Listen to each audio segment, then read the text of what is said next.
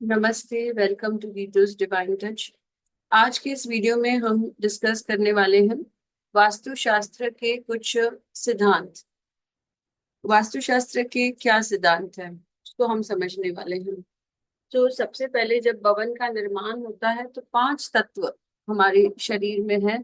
हमारे वास्तु में भी पांच तत्व होते हैं, जिसमें मैंने आपको बताया ब ग व न। सो भ इज भूमि, ग इज गगन, व इज वायु, आ इज आकाश और न इज नीर, जिसे कहा गया है पानी। तो ये पांच तत्वों के बैलेंस के सिद्धांत के ऊपर वास्तु बना हुआ है। उसके बाद हर दिशा को कैसे यूज करें, जैसे उत्तर की दिशा है, उत्तर की दिशा को धन की दिशा कहा गया है। तो वो दिशा आपको सबसे साफ रखनी है, सबसे हल्की रखनी है। उसके बाद आता है ईस्ट की दिशा, जहां से सूर्य राइज होते हैं। हमारे जो सन प्लैनेट है वो राइज होते हैं, सूर्य उगते हैं। तो उस दिशा को कहा गया है कि ये हेल्थ के लिए ये बेस्ट मानी गई है। इसमें समृद्धि और सुख हमें मिलता है, इसीलिए ईस्ट की दिशा को भी बहुत ही क्लीन रखना चाहिए। और वहां पर खुला नॉर्थ और ईस्ट जो है ये आपके ओपन होने चाहिए, यहाँ से मैक्सिमम वेंटिलेशन आना चाहिए। हम और भी विस्तार में इसको समझने वाले हैं। अभी के लिए जस्ट मैं आपको बता रही हूँ कि वास्तु कैसे बना था। हमारी जो सेंट्स थे उन्होंने देखा, सेजेस थे जिन्होंने लिखे हैं ग्रंथ, उन्होंने देखा कि पश्चिम में सूर्य ढलता है। तो उन्होंने कहा कि इस दिशा को आप थोड़ा सा भारी रख सकते हैं। और पश्चिम जो है इसको कहा गया है स्थिरता। स्थिरता का है वेस्ट डायरेक्शन। और बहुत से डीटीज वहां पे जुड़े हुए हैं, बहुत से प्लैनेट्स वहां पे जुड़े हुए हैं, हम उनको भी स्टडी करने वाले हैं। तो वेस्ट की दिशा उन्होंने रखा क्योंकि वहां पे सूर्य सेट होते हैं। इसीलिए उन्होंने कहा कि ये जो दिशा है स्थिरता को लेकर है, इसे भी आप भारी रख सकते हैं लेकिन बहुत ज्यादा भारी नहीं रखना है। दक्षिण की दिशा को कहा गया है कि मजबूती, सुरक्षा। तो इस दिशा को मैक्सिमम हैवी रखना है। नॉर्थ और ईस्ट को बहुत हल्का रखना है, वेस्ट को थोड़ा भारी और साउथ को और भारी रखना है। इस सिद्धांत के ऊपर पांच तत्वों को बैलेंस करना है, कौन सी दिशा हल्की होनी चाहिए, कौन सी दिशा भारी होनी चाहिए। इस सिद्धांत पे भी वास्तु बना हुआ है।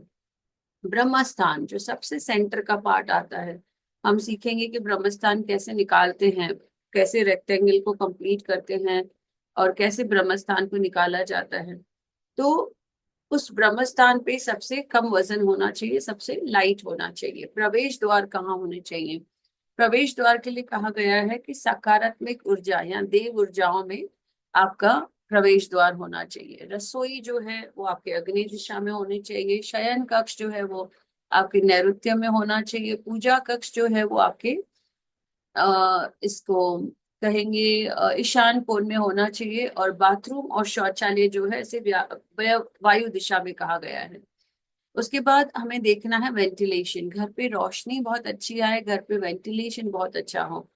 वेंटिलेशन अगर घर पे अच्छा होता है तो हमारा वायु तत्व बैलेंस हो जाता है।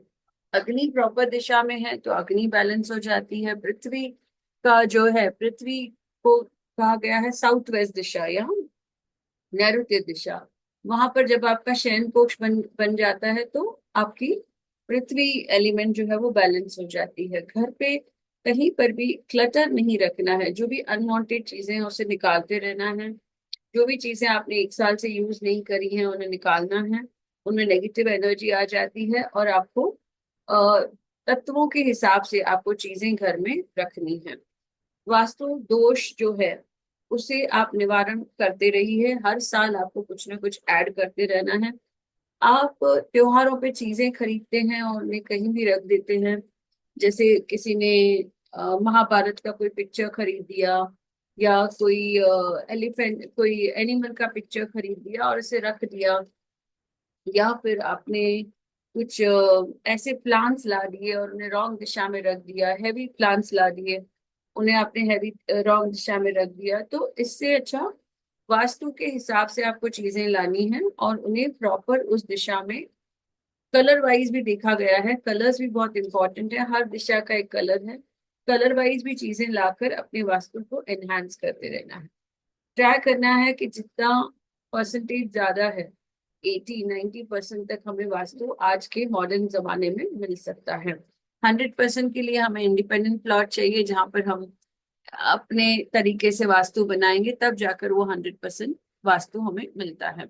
अदरवाइज जो मॉडर्न वर्ल्ड है जहाँ पर हम मास्टर बेडरूम से टॉयलेट नहीं हटा सकते, हम लोग किचन और सिंक को एक साथ अलग अलग नहीं रख सकते, बर्तन धोने की जगह बाहर नहीं रख सकते, शौचालय को हम बाहर नहीं रख सकते, तो ऐसे में 100% सिद्धांत फॉलो करना पॉसिबल नहीं होता है।